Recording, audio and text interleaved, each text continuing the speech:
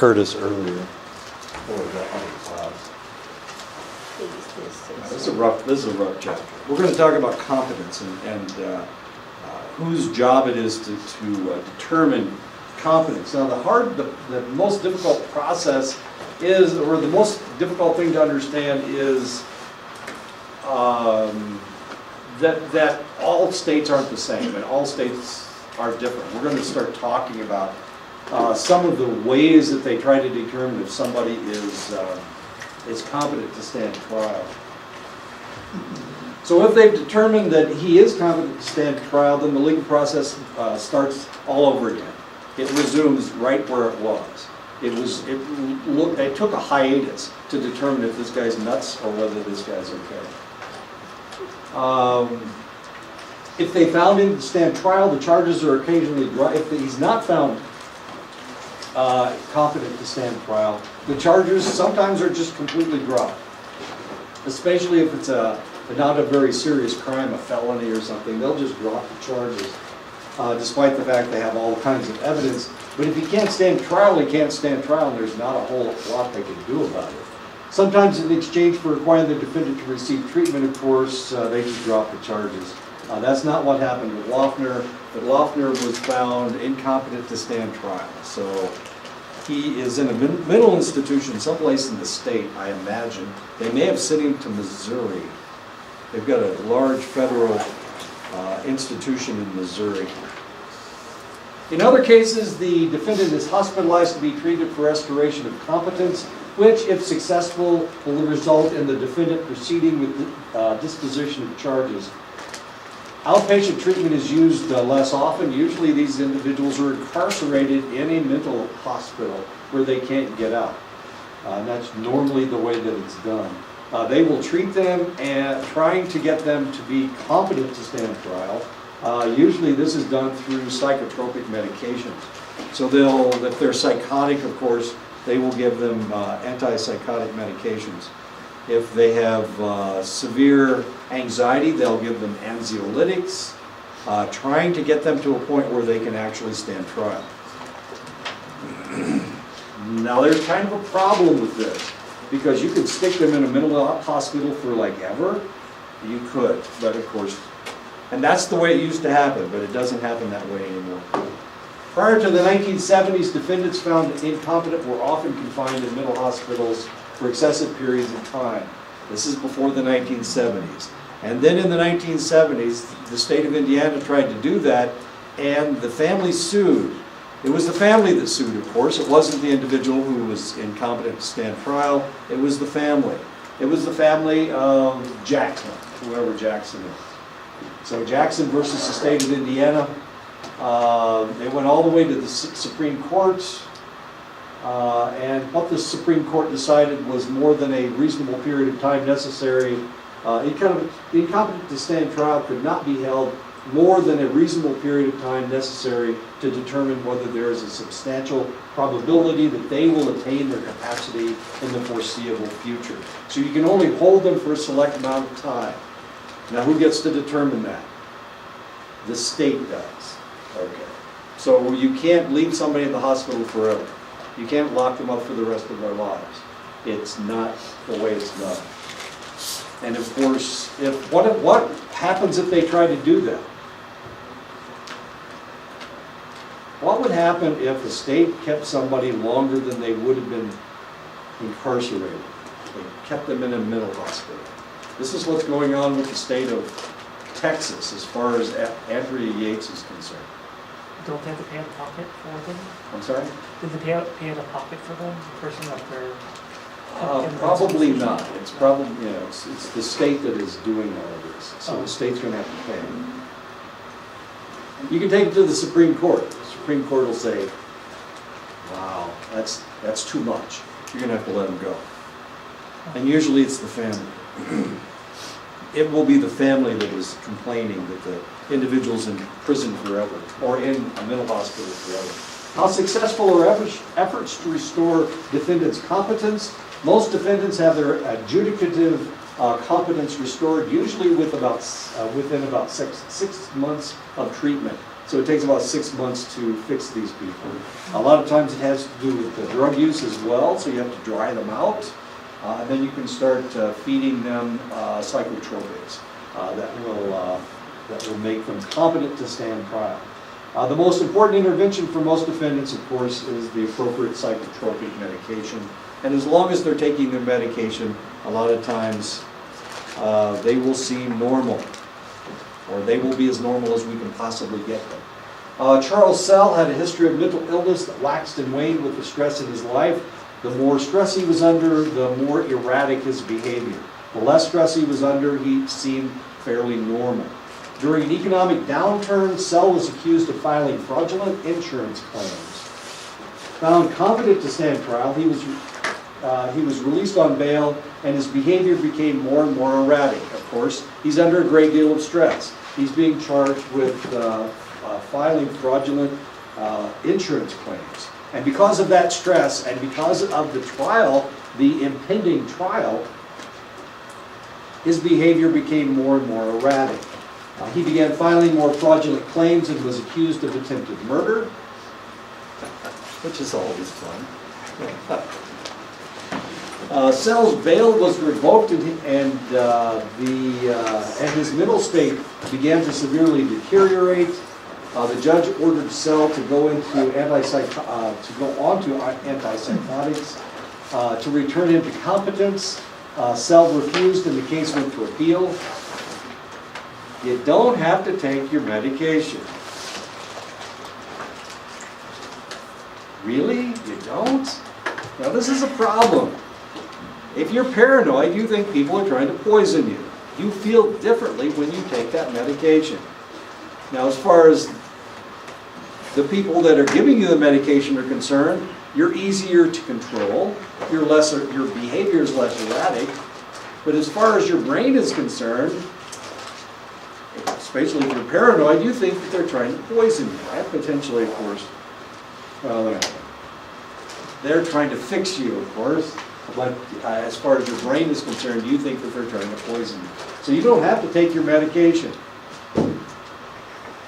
We just had a shooter that went off his medication and then he shot up. Somebody that, I can't remember. There's so many shootings these days. I get them all mixed up. Someplace, it was like 2 days ago. This guy went off his medication and then picked up a pistol and started blasting people. Oh, and that's the guy in Walmart. The guy that shot up Walmart. Oh, Colorado. In Colorado, exactly. Yeah, just north of Colorado. Yeah, he went off his medication. You don't have to take your medication. I took my medication this morning, Jeff. I'm okay. I took my pills this morning, and I will take my pills this evening. Okay. Sell refused, and the case went to appeal. Sell was eventually put in a mental institution indefinitely until, of course, he started taking his medication again. If he takes his medication, then he's competent to stand trial. If he doesn't take his medication, he's incompetent to stand trial. Now the problem is you've got to get him to take his medication voluntarily. That's the problem. This is just a fraudulent insurance claim case. And he may be in jail, or he may be in a mental institution for an extended length of time. As long as he takes his medication, he's okay. What happens when treatment is not successful in restoring competence? Theoretically, the Jackson ruling bars the indefinite confinement of an individual adjudicated incompetent to stand trial. Many states permit the defendant to be hospitalized for a period up to the maximum sentence that he or she could have received if convicted of the charges. It all depends on the state. And unfortunately, almost all of these cases are that way. And we're going to start talking about how we decide if somebody is competent or not. And I'm going to say 18 states do it this way, and 14 states do it that way. They all use different criteria. What happens when treatment is not successful? Defendants whose competence cannot be restored are typically committed to a hospital through involuntary civil commitment proceedings. And you can do that. You can put somebody in a mental institution involuntarily. All you need is someone to sign the affidavit against them and take it to the judge. And especially if this has already gone to court, then that judge is already certain that this individual is not competent to stand trial. So he is more likely to commit them to a mental institution. The state must show that the person is mentally ill and either imminently dangerous to himself, herself, or to others, or so gravely disabled as to be unable to care for himself or herself. And these are the criteria. They can't take care of themselves, or they're a danger. And usually it has to do with the fact that they're a danger. A lot of times this has to do with cooking, as odd as that may seem. Because if you forget to check on this happened to my wife, she was boiling a pot of beans, and she fell asleep while she was boiling the beans. And all the water boiled out of the beans. I don't know if you've ever smelled burned beans, but they smell like old cigars that you just urinated on. Yeah, there you go. Okay. So our whole house smelled like somebody just urinated all over our burned beans, our cigars. Anyway, okay. So they can burn down. She could have burned down the house. She did certainly ruin the pot. We had to throw the pot away. They didn't want to take it at the landfill because they said it smelled too bad. They'll take dead animals, but they won't take a burned pot of beans. As odd as that seems. What happens if the incompetent defendant does not meet the criteria for involuntary hospitalization? Despite the ruling in the Jackson case, some states can fine incompetent defendants for indefinite periods. And of course, the question is, does this jeopardize defendants' due process rights? It would take the family to take it to the Supreme Court to get that thrown out. But there are select states where you can be imprisoned or you can be incarcerated for the rest of your life, I guess. It's not really in prison, you're going into a mental hospital, a lockdown mental hospital, despite the fact that that potentially you shouldn't have, according to the Jackson ruling. For most defendants found incompetent to stand trial, psychoactive medications have been the treatment of choice. Can incompetent defendants refuse this treatment?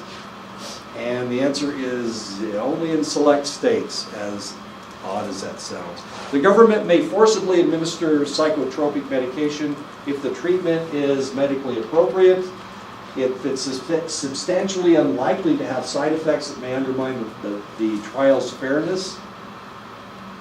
Okay, what about the health of the client? Well, we're not worried about the health of the client. All we're worried about is going to trial. Necessary to significantly further important government trial-related interests, and this was passed in Sell versus the United States. Now remember, we're dealing with 50 states and the federal government. So we have 50 different laws, plus federal laws. This is as far as federal law is concerned. There are 567 tribes. I don't know how many reservations there are, but each reservation is federal property.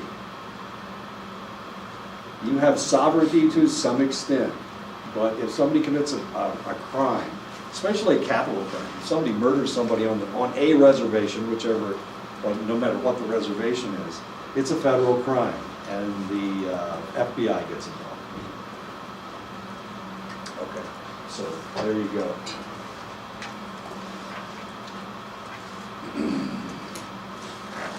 Sometimes individuals will waive their Miranda rights. Usually this has to do with a confession.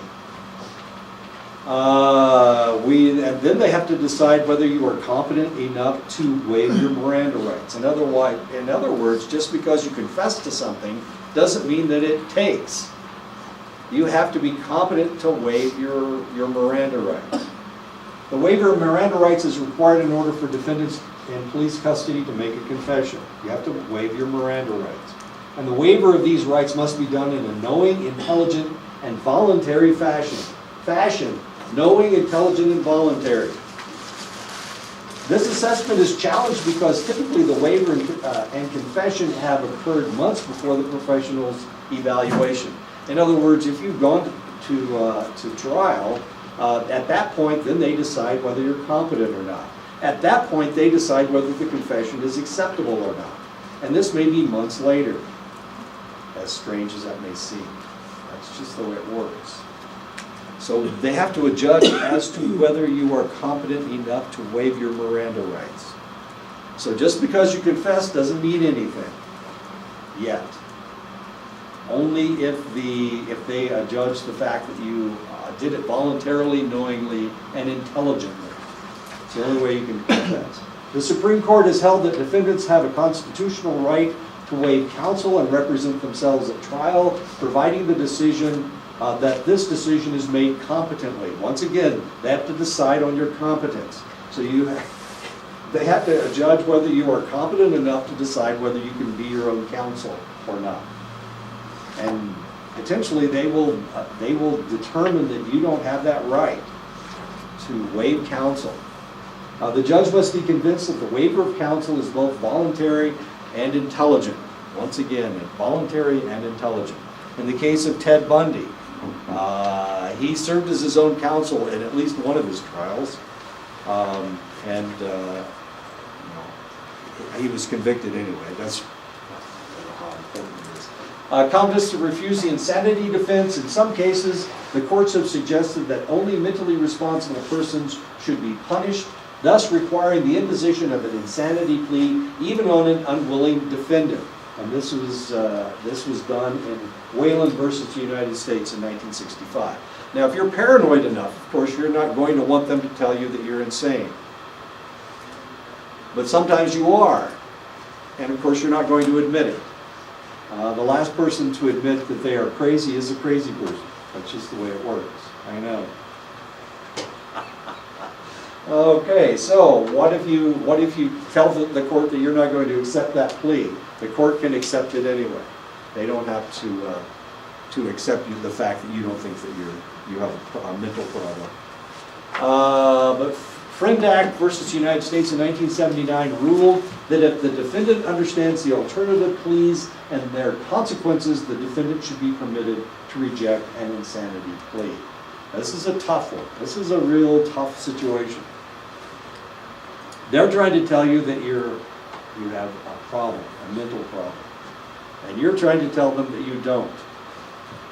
So it's up to the court to decide whether you can accept or reject your insanity plea. Now, these are all federal cases. If they think you're insane, they will require you to have a counsel? Or... Well, this just has to do with the insanity plea. So if you don't think that you're insane, then you're going to go to trial. And what they're trying to do is they're trying to say that you're insane so that you don't. Now you have to go to a mental hospital rather than a prison. Okay. Yeah. So which is better? Mental hospitals where they wake you up at 4 o'clock in the morning to give you a sleeping pill? I know. It's my favorite part. What's time for your sleeping pill? I mean, you were asleep. So I have to wake you up and give you a sleeping pill. They have to give you a sleeping pill, okay? Because the doctor told them they had to give you one at 2 o'clock in the morning or whatever. It's not their fault. It's a doctor's fault. Competence to be sentenced. In general, the standard for competence to be sentenced is that the defendants can understand the punishment and the reasons why it is being imposed and can meaningfully execute their right to address the court at sentencing.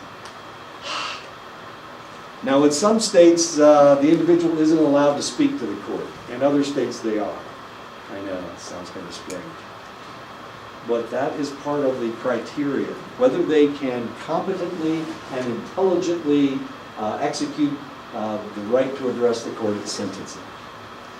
And usually they say things like, I'm innocent, you guys have convicted an innocent man. Usually that's what they say. The United States Supreme Court decided in the case of Ford versus Wainwright in 1986 that the Eighth Amendment ban against cruel and unusual punishment prohibits the execution of defendants while they are incompetent. In other words, if they are incompetent, if they have a mental illness that will not allow them to understand what's happening to them, you can't execute them. You can only execute somebody who is intelligent enough and competent enough to understand why they're being executed. Okay, not every state executes people. Texas is number one. They not only won the World Series, but they also lead the United States in executions. And they've led the United States in executions ever since they reinstated executions in the United States. I know, evidently Texas has lots and lots more problems than anybody else does. So many more problems than anybody else does that they execute more people than all other states combined. So congratulations to the state of Texas for being really good at killing people. And now, of course, we've had that shooting over the weekend, unfortunately. Researchers have found that participants who were age 15 and younger were significantly impaired in ways that compromised their abilities to function as competent defendants in a criminal proceeding. So if they're younger than 15, in most states, if you're younger than 15, then you cannot be tried as an adult. In some states, like the state of Indiana, where I'm from, the state can decide to try you as an adult as young as the age of 12, as horrible as that seems. So every time the state of Indiana gets some kid that decides he's going to murder all of the children in a nursing home, all the adults in the nursing home, every time they get somebody that age, what happens in the state of Indiana is that they try him as an adult. And Amnesty International comes out and starts screaming at them that they can't do that. But this is not law anyplace else in the United States. But Indiana's not the only state. There are other states that have the same laws. Some states you have to be at least 18 before they can try you as an adult. But in other states, they can judge that your crime was so heinous that you can be tried as an adult. At one point in the state of Indiana, they had an individual that stopped to help a lady. He was only 15, and he was driving. And this is in the state. Anyway, he was 15 years old. He stopped to help a lady change a tire. And it was on a rural road. He decided that he was going to rape her. She had 2 kids in the back seat. So he bludgeoned her. She was still alive. He raped her, and then he threw her in the river. Of course, she was unconscious, and so she drowned. Before he did that, he took her 2 children and he threw them in the river, and they both drowned. So in essence, I know it's a horrible, horrible story. So they decided to try him as an adult, and they decided that the death penalty was not off the table. And of course, everybody in the world came out against the state of Indiana. He was convicted, but he was given a life sentence without possibility of parole. So he's still in jail. As a 15-year-old, he did that. And they tried him as an adult. I told you about, and because of that state, remember I told you my cousin murdered somebody when he was 16 years old? Well, as long as he stayed out of the state of Indiana, he was okay. But because other states would not extradite him back to the state because they didn't agree on that law, that specific law, where he could be tried as an adult. So as long as he stayed in a state that didn't extradite, he was free and clear, even though he had murdered that guy. Actually, the other guy did it. And the other guy was older, but he turned state's evidence against my cousin. He was my second cousin. I know. You guys are all scared now because I have a cousin that's a murderer. I apologize. He ran over him with a car. What a guy. Below average intelligence is also associated with deficits in these functional legal capacities. A large proportion of the adolescents in the juvenile justice system have below average IQs. And of course, this is a problem. So in most states, if you are under the age of 15, you can't be tried as an adult, no matter what your crime is.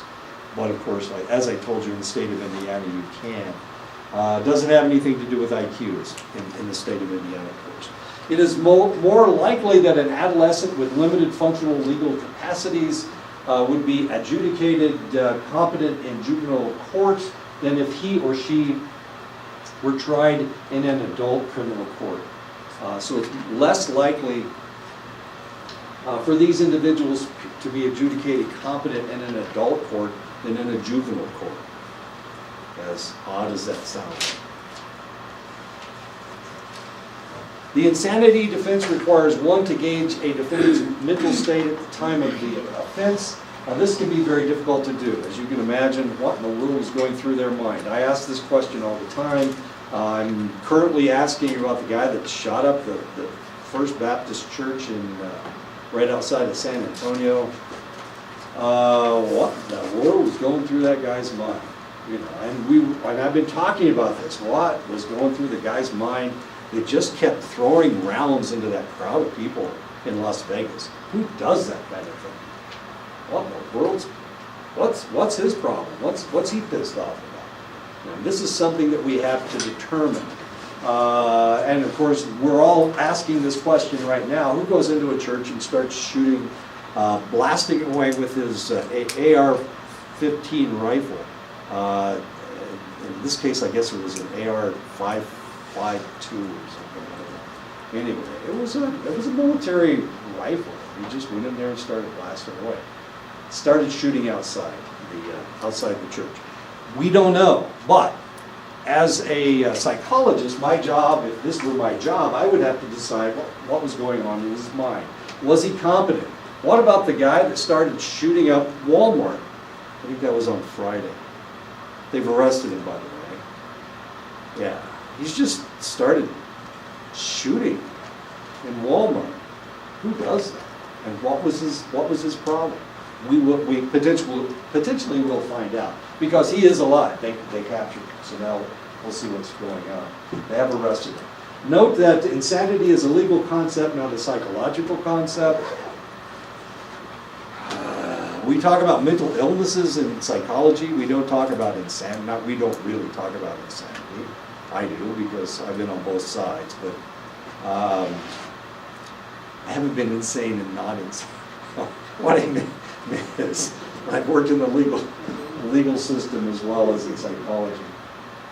Although mental health experts can offer diagnoses, this is less important than the specific symptoms and their impact on the functional legal demands associated with the insanity standard. And this is really kind of tough.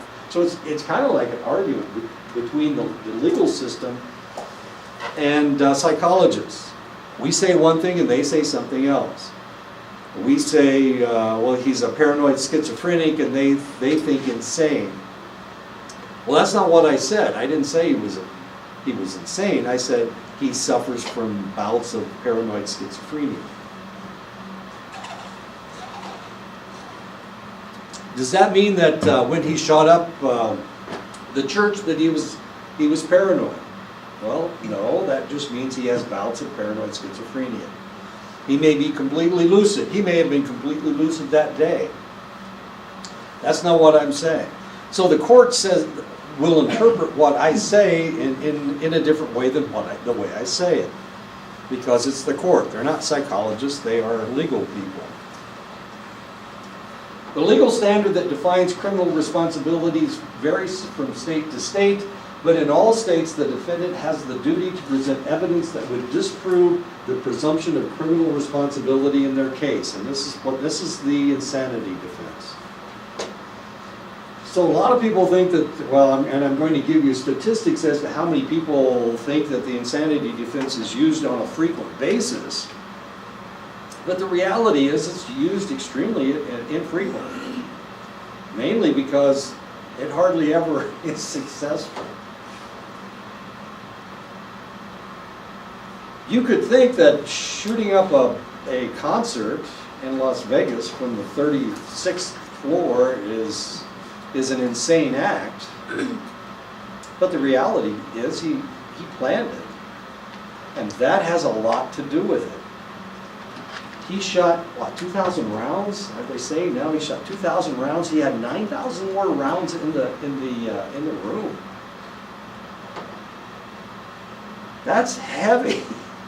It takes a while to transport all that stuff. He had to think about that before he did it. He bought all those bump stocks before and put them on his weapon in order to fire as many rounds as he possibly could. Is this an insane act? When you're insane, can you do these kinds of things? Somebody attacked somebody with a knife over the weekend and killed 3 people. Where was that? I can't remember. Anyway,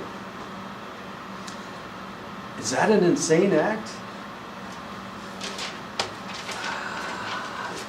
Well, it may not be a rational act, but at the same time, it was, as far as the legal system is concerned, yeah, it was a sane act. So they were competent when they did it. They planned it out.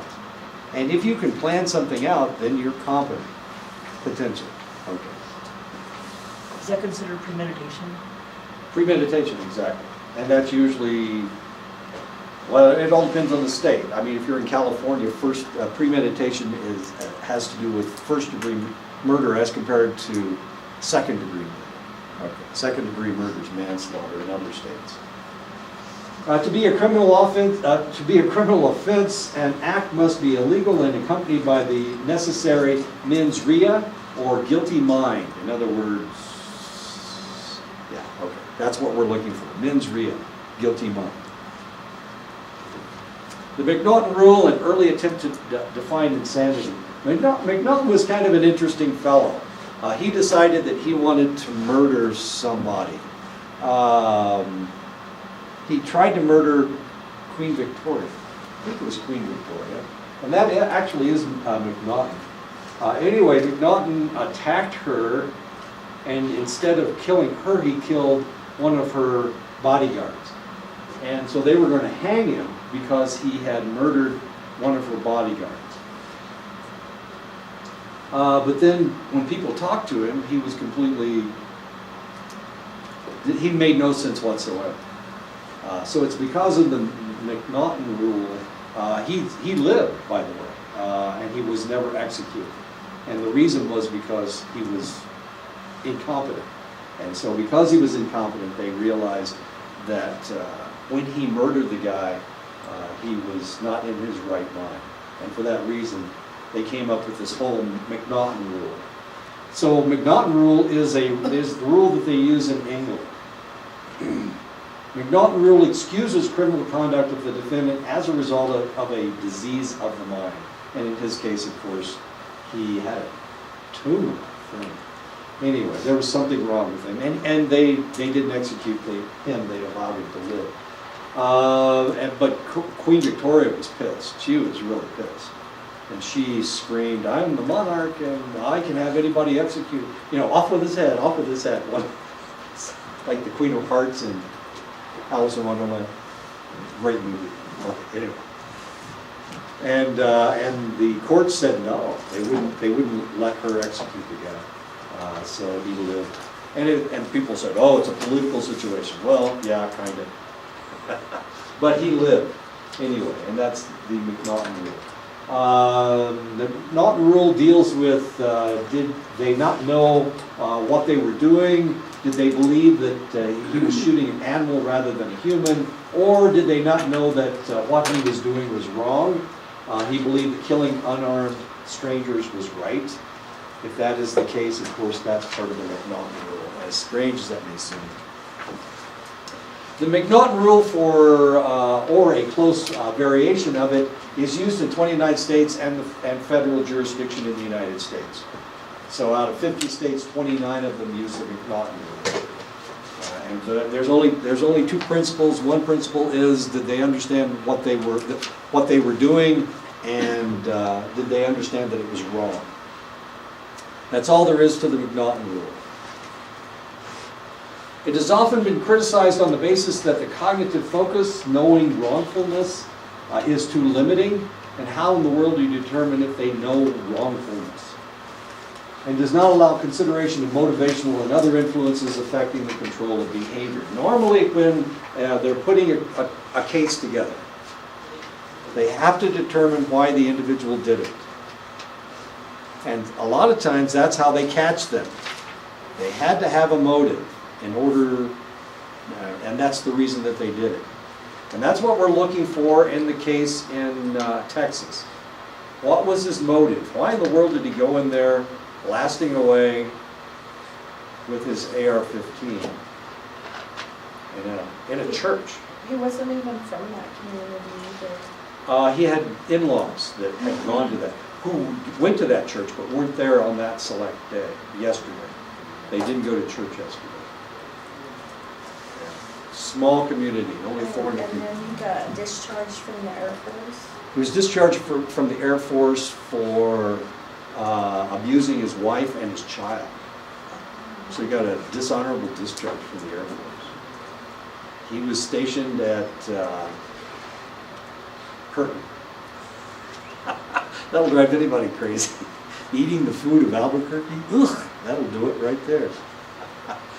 Always get sick. I never eat inside Albuquerque. I always eat out of Albuquerque someplace. Usually at the Laguna, Pueblo. Those guys make good hamburgers.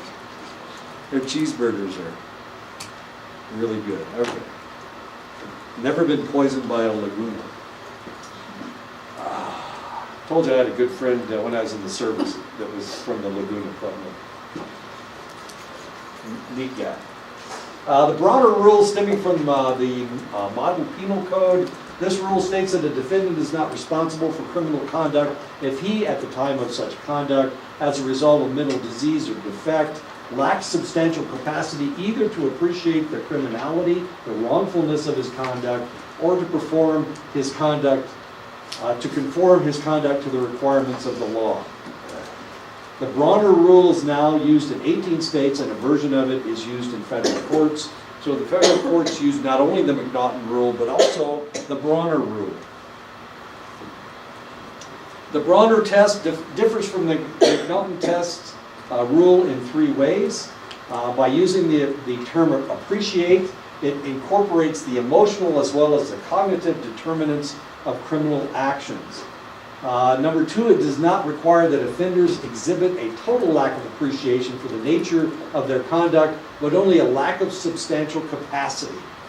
And the 3rd rule is it includes both a cognitive element and a volitional element, making defendants' inability to control their actions a sufficient criterion by itself for insanity. So if they can't control their own actions, now that is a sufficient criteria to adjudge them as insane if they can't control their own behavior. The Insanity Defense Reform Act, IDRA, was enacted by Congress in 1984. They were executing a lot of people that potentially they should have been executing. So they decided that they would reform the whole thing. Congress decided that they would get involved. Now remember, most congressmen are lawyers. As it turns out, most of them are lawyers. A lot of them are prosecuting attorneys, and they are political animals, and that's how they get into the political system. So they changed the law in 1984. In addition to eliminating the volitional aspect, it also changed the insanity defense process as follows. It prohibited experts from giving ultimate opinions about insanity. The burden is now on the defendant to prove insanity. Previously, of course, the burden was on the prosecution to prove the defendant was sane. So now it's up to the defendant. They have to prove that they are insane. Well, let me give you a case, and you decide whether the person is competent to stand trial or not.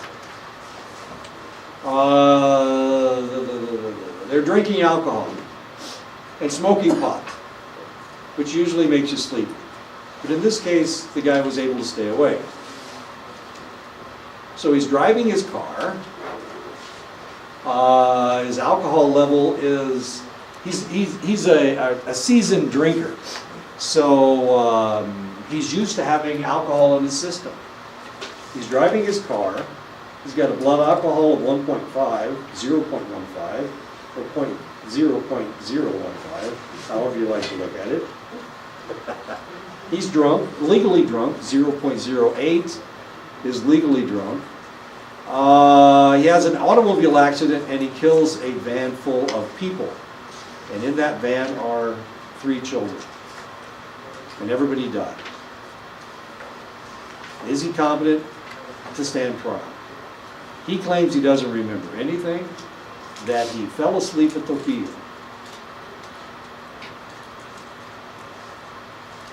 Yeah, he's confident. I got one competent.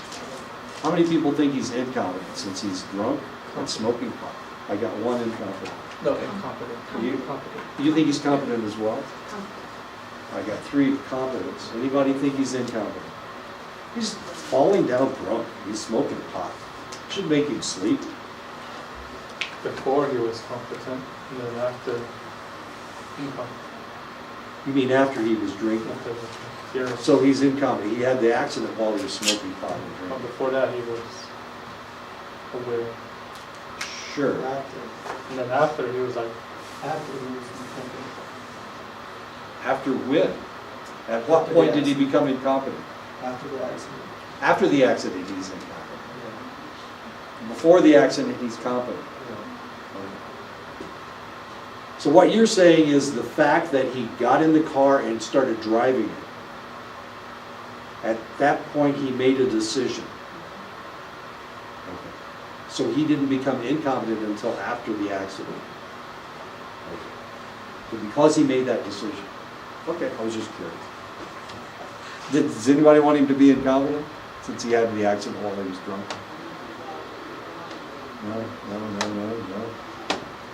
No.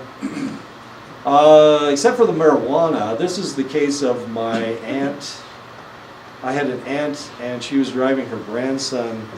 She was my great aunt and she was driving her grandson to school in the morning. And this guy was just coming home from the bar. And he passed out at a 4-way stop with his foot on the accelerator. And so he hadn't come to a stop yet, so she was going through the intersection, and he slammed into the side of it. Rolled the car. He's going 50, 60 miles an hour. Anyway, okay. He was adjudged incompetent, and he lost his license for 6 months, and was not charged with involuntary manslaughter or vehicular homicide. Actually, at that time, there was no vehicular homicide, so I know. So he lost his license for 6 months. I know, it broke my heart that he lost his license for 6 months, but I know, 2 people died. It's really kind of strange. Nothing happened. Empirical research relevant to varying insanity defense rules. Even with the changes put forth by the IDRA, research suggests that verdicts do not significantly differ as a function of whether the jurors have heard IDRA instructions, Bronner instructions, or no instructions whatsoever.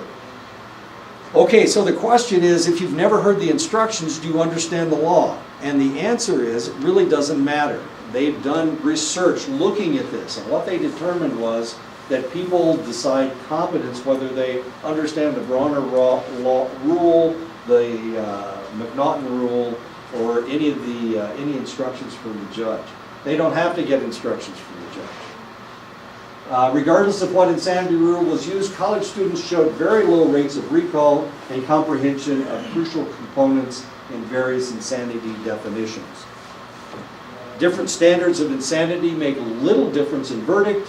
A much greater influence may be exerted by pre-existing attitudes toward the insanity defense. So it really doesn't matter what they tell you. We all have ideas about the insanity defense. Evidently, we all watch the same television show. So we all have our own ideas. And it really doesn't matter what rules they give you as to how you're going to judge the case, or as a juror.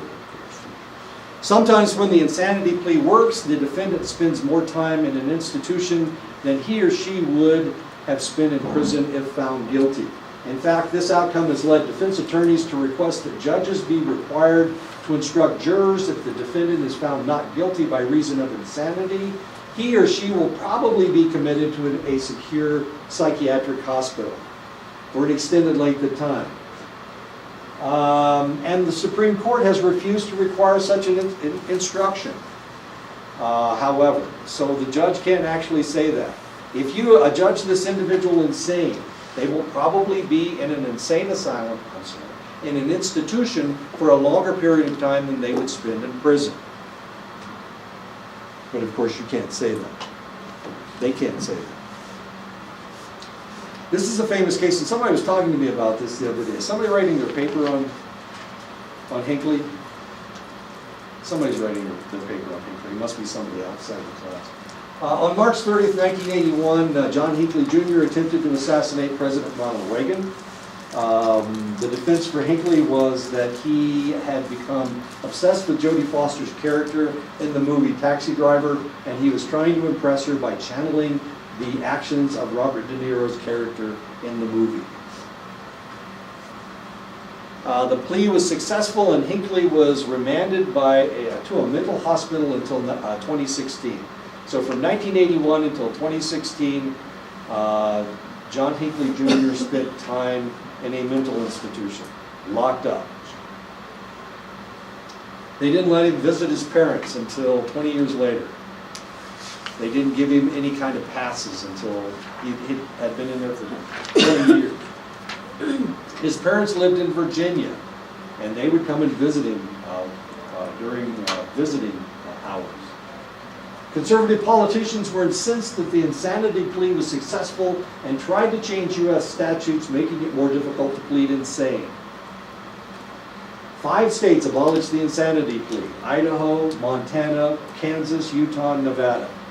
They all did away with the insanity plea. In other words, in those states, there is no insanity plea. You cannot plead insane in those 5 states. So be careful when you are wandering around the United States murdering people. These 5 states are the ones you need to stay out of. Of course, they're all kind of up there in the corner: Idaho, Montana, Utah, Nevada, and Kansas. Kansas is in the middle, of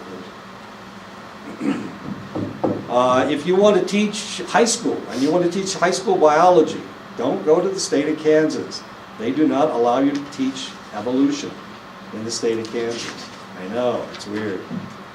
So I'm not exactly what they're teaching, but they're not teaching, sure what they're teaching, but they're not teaching evolution. It's against the law to teach evolution in Kansas. Write that down. If I moved to Kansas to teach biology, I'm SOL. I'm not sure what the L stands for. Look, that's right, look, okay. Pennywise. The insanity defense is most often used in cases in which the defendant is charged with a violent felony. The majority of defendants found not guilty by reason of insanity have been diagnosed as psychotic, like Pennywise, who has sharp teeth. I didn't realize that. I've never seen that. I've never seen the movie. I guess I miss all the good ones. Rogers, in 1986, estimated that about 1 in 4 or 5 defendants being assessed for insanity engages in at least moderate malingering of mental disorders. 1 in 4 or 5. In other words, they're not really insane. They're just acting insane. 1 out of 4 or 5. Defendants found not guilty for reason of insanity typically 1, have a record of prior arrests. This is what Kristen was talking about last time. Have a record of prior arrests or convictions, although this rate does not exceed that of other felons. They come from a lower socioeconomic background. They have a prior history of psychiatric hospitalizations. And this is huge. So if we can determine that these individuals have been found to be insane before, then they're more likely to, their insanity plea is more likely to be accepted, as confusing as that is. We're not done yet. Number 4, have previously been found to be incompetent to stand trial. And if that has happened, of course, then they're more likely to, insanity plea is more likely to be accepted. Female defendants found not guilty for reasons of insanity have similar socioeconomic, psychiatric, and criminal backgrounds as the males who have been adjudged similarly. And as you can see, these 2 people are crazy and naked at the same time. We won't worry about the nudity, since they're both nutty as fruitcakes. As much fun as that is. Melton et al. In 2007 reported the following three beliefs to be prevalent among the public. A large number of criminal defendants use the insanity defense. This is what the public thinks. Those defendants found not guilty by reason of insanity are released back into the society shortly after their acquittals. Persons found insane are extremely dangerous.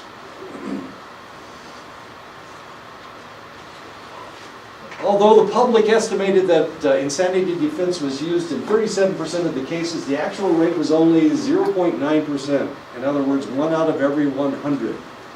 Actually, not even 1 out of every 100. Of the 9 insane pleas raised in every 1,000 criminal felony cases, about 2 will be successful. It's very, very rare. And in 5 states, it's impossible. Idaho, Nevada, Utah, Montana, and Kansas. The median number of insanity acquittals per state is 17.7. That's it, per year. California has the highest number per year at 134, while Florida is second with 111. New Mexico averages 0.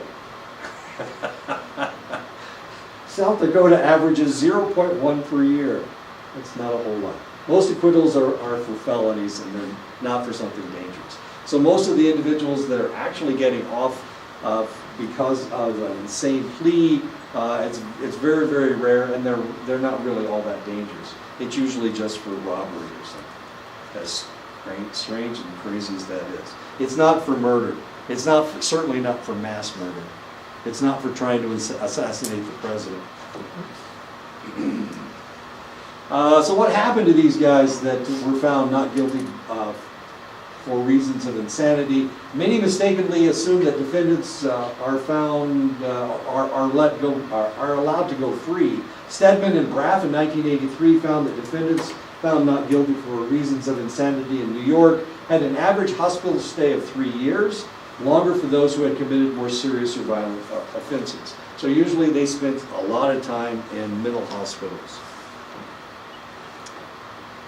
Some states use a procedure known as conditional release, in which persons found not guilty for reasons of insanity are released to the community following a period of hospital confinement and are monitored and supervised by mental health personnel.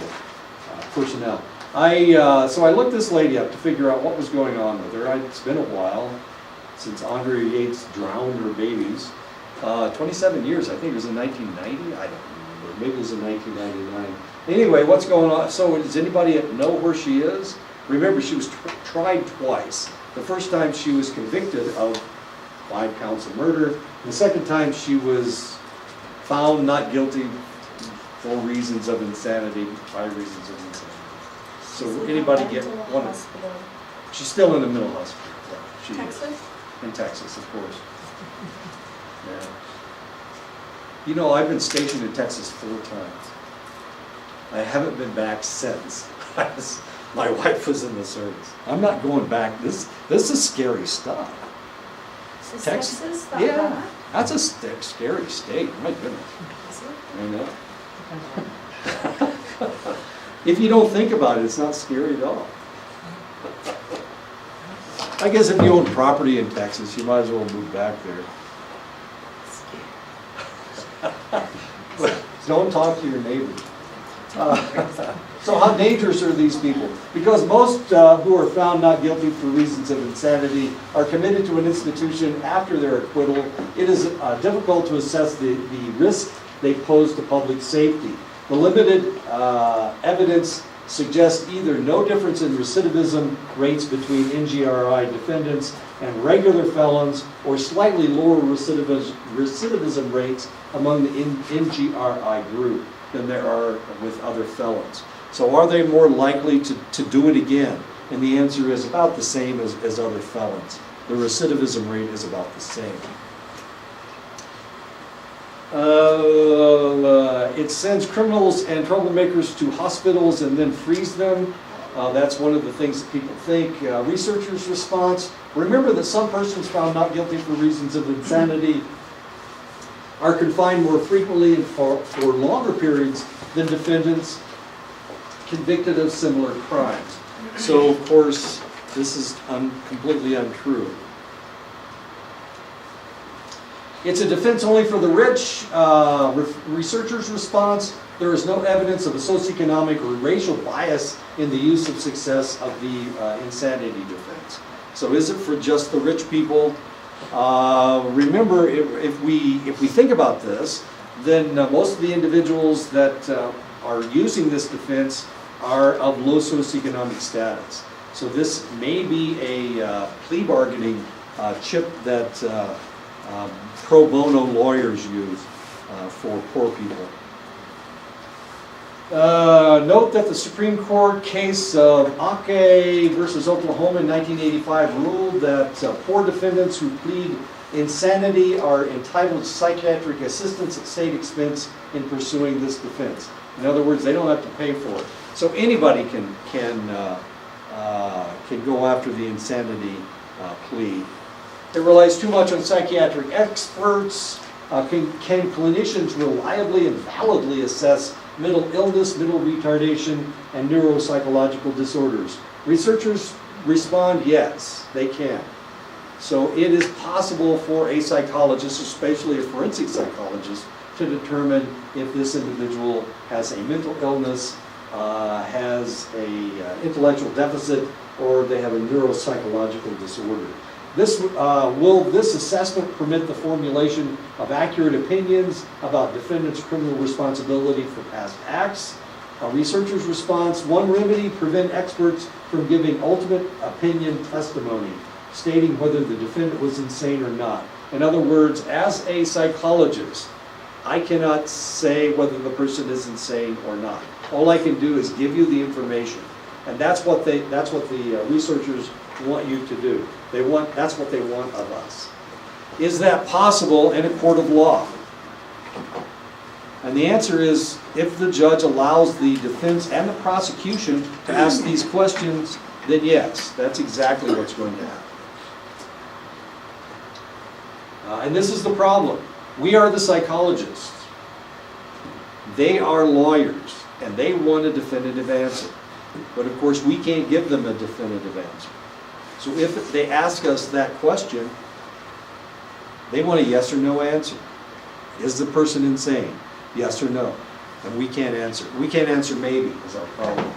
The guilty but mentally ill verdict, about 1/4 of the states allow juries to reach a verdict of guilty but mentally ill in insanity cases. This is where did this picture come from? Wait a minute. Why did I show a lady with really tight pants on? Wait a minute, let me think. Oh, she's the gun moll for one of the mafia families. She's one of the wives of one of the mafia people. Okay, I'm not trying to, this isn't obscene. She does have an automatic weapon, but yes, and she does make kissy faces, but I'm not exactly sure what that has to do with anything. Okay, that's why I put that picture up there. All right. I wasn't being purring. I wasn't being obscene. I wasn't mean. The guilty but mentally ill verdict, typically a judge will sentence a defendant found guilty but mentally ill exactly as one found guilty of the same offense.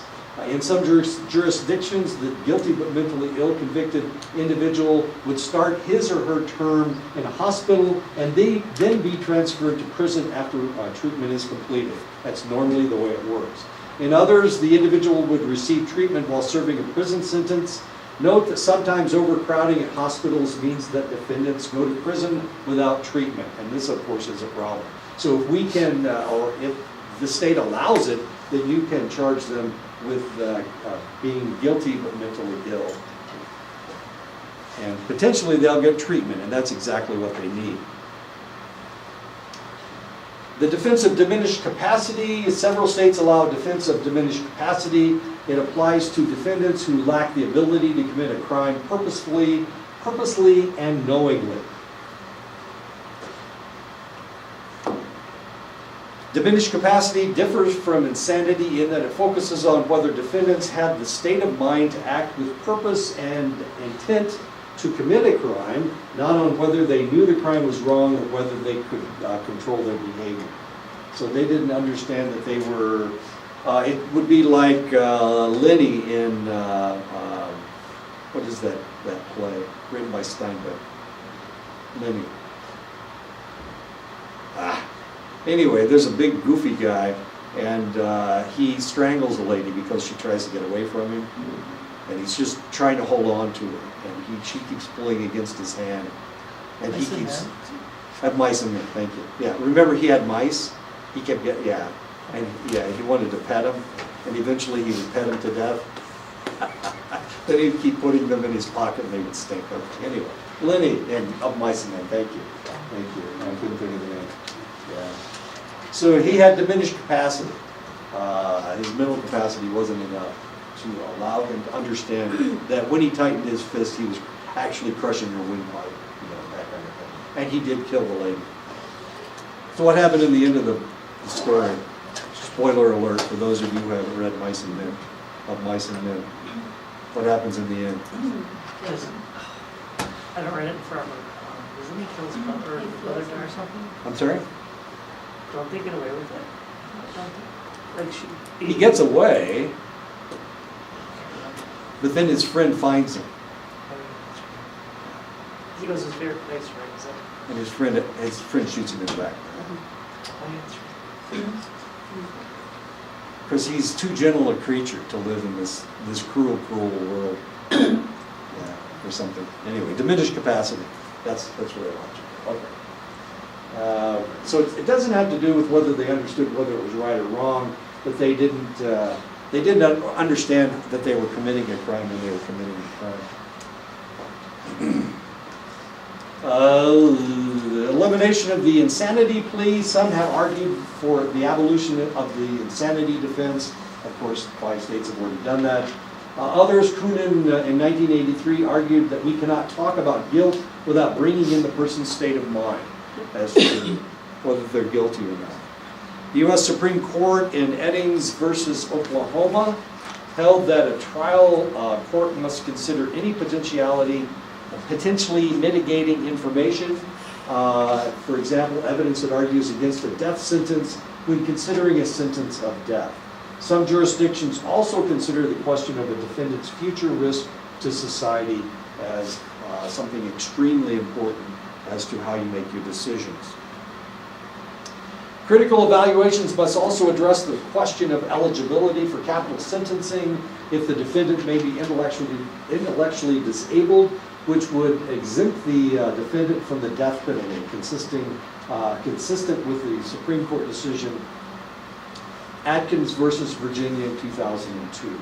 And of course, there was just an execution in North Carolina, I believe, of an individual that some people thought he had diminished capacity. Some people thought that he had intellectual disability. And the state of North Carolina had to make that decision as to whether they would execute him or not. Amnesty International came out against his execution because they said his IQ is not below 70, but it hovers around 70. And for that reason, they said that he had diminished capacity to the extent that they couldn't execute him for the crime that he committed. Actually, he committed the crime with another individual. And so he was with someone else, and the other person instructed him to kill the person, and that's why he killed him. So the question is, did the state of North Carolina execute him or not? Supreme Court wouldn't weigh in. The governor of the state was in favor of the execution. There were people marching all over the world trying to keep this guy from being executed. What eventually happened? Does anybody remember? This was last year. They executed him. They did it anyway. They went ahead and executed him. During the 1980s and 1990s, there was reform in the juvenile and criminal justice systems in the United States to allow more frequent prosecution of juveniles in criminal adult court. Those evaluating juveniles for possible transfer must focus on the risk of future offending, the interventions needed to reduce this risk, and the likelihood that the youth will respond favorably to such interventions. So the question is, are we trying to punish them or rehabilitate them? is the question. So what do you think? Is the U.S. criminal justice system trying to rehabilitate or trying to punish?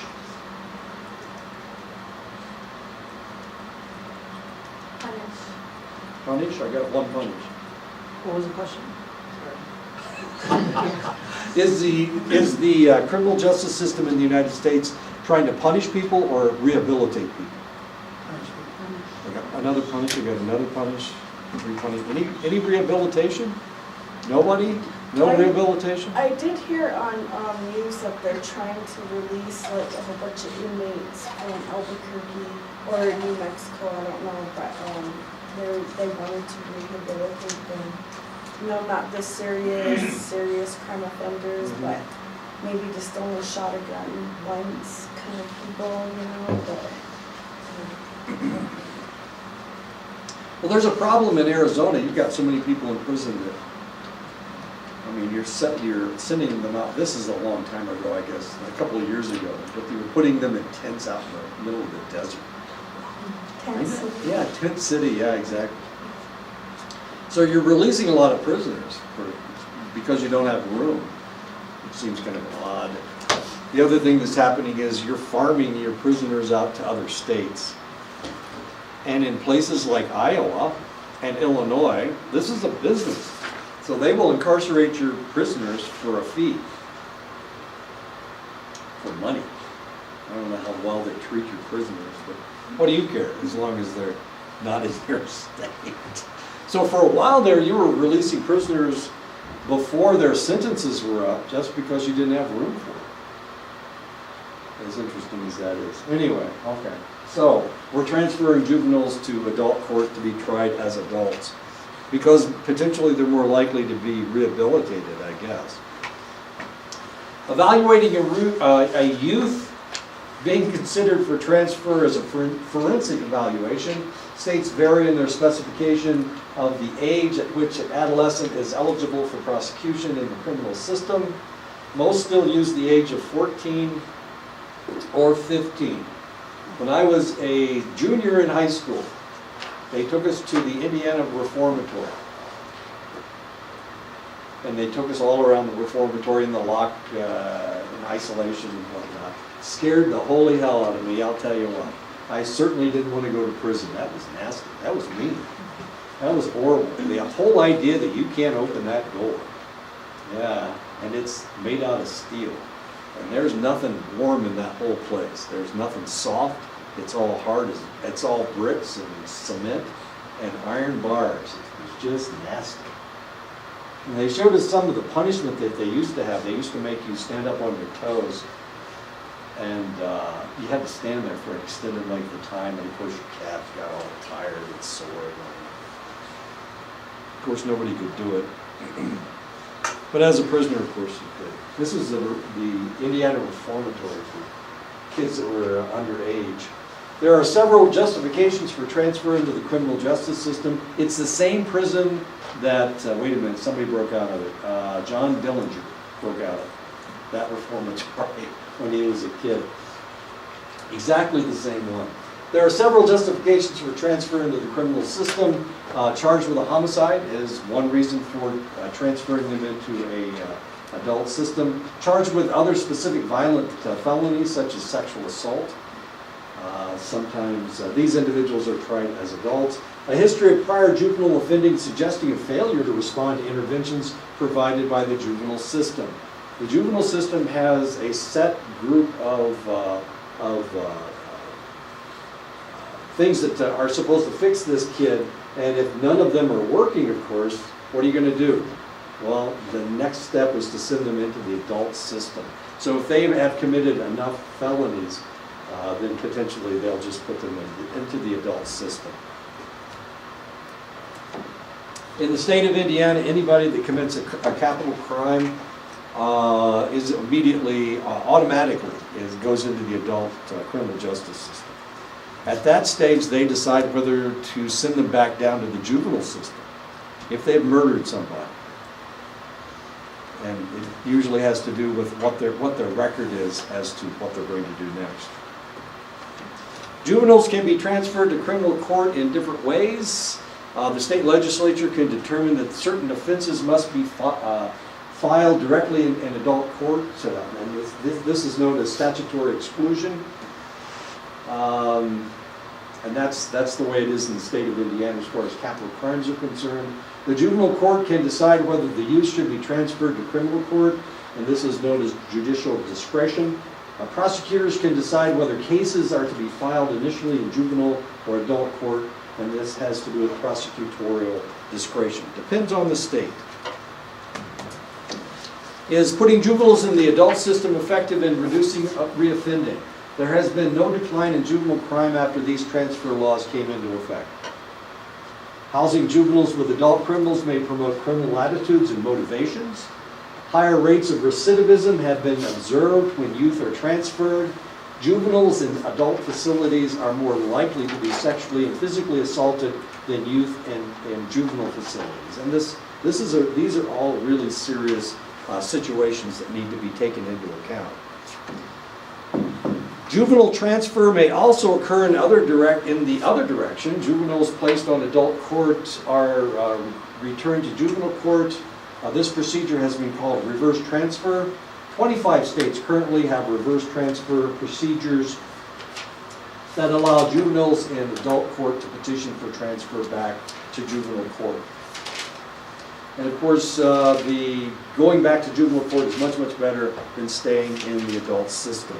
And so that's what defense attorneys are trying for. Anyway, and that's it. I guess I didn't tell very many stories today. I got through a lot of slides. Wow, that's a tough one. Okay, what's the next chapter? I'm just curious. I'm not going to start today. Forensic assessment in civil cases. Okay. So next time we'll talk about forensics and civil cases. I have no idea what I did. Sorry, that was such a depressing day, but 26 people were killed in Texas yesterday. I'm sorry, in just north of San Antonio. Why, Air Force veteran? Huh, I wonder what that says about Air Force people. I'll see you guys next time. I will finish the test today and put it up as soon as I finish it. So there is, test number 2 is up. As far as the third test is concerned, I will write questions. That will be your final, test number 3.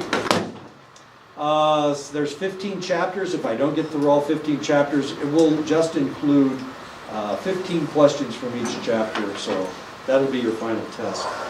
So this is either chapter week 12 or 13. All depends on how you count as to whether it's 12 or 13. When is our final research visit? Now? Yeah, I'll take it anytime. When will I stop taking you? Oh golly, well, it all depends on how badly you write. And whether you write more than 5 pages first. No, I'll take it anytime. As long as I have time to read it. But I'm going to drive home, I think the last day here is the 2nd. So finals start on the 4th? Yeah. Okay. I'm going home. I'll be doing all this from home. I'll be grading from home.